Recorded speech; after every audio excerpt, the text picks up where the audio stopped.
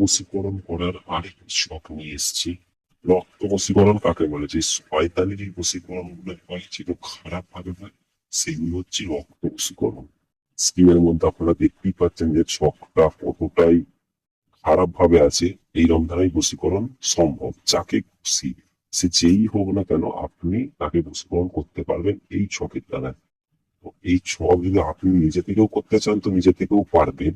তো তার জন্য আপনাকে করতে হবে কি, সর্বপ্রথম এই ছক আপনাকে তৈরি করে নিতে হবে।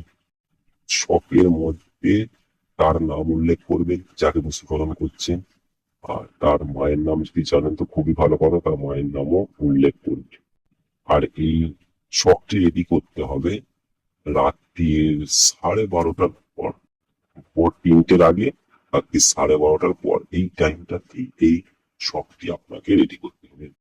এই ছকটি রেডি হয়ে যাওয়ার পরে এই ছকটিকে নিয়ে যেতে হবে আপনাকে সেই বাড়িতে, যেই বাড়িতে আপনি যাকে বশীকরণ করছেন সে করে থাকে, সেখানে নিয়ে যেতে রেখে দিতে হবে, বা ওটাকে মাটিতে পুঁতে দিতে হবে।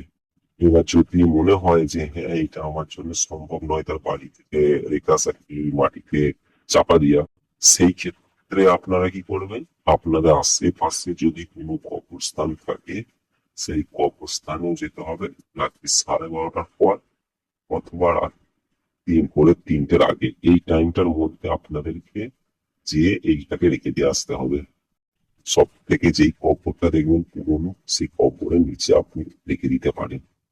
তার মধ্যে আপনি দেখবেন 24 ঘন্টা পার হতে না হতেই যার প্রতি আপনি এই বশীকরণ করেছিলেন, রক্ত বশীকরণ, সে যেমন খুশি করে শিকল ছিঁড়ে হলেও সে আপনার কাছে ছুটে আসতে বাধ্য হবে।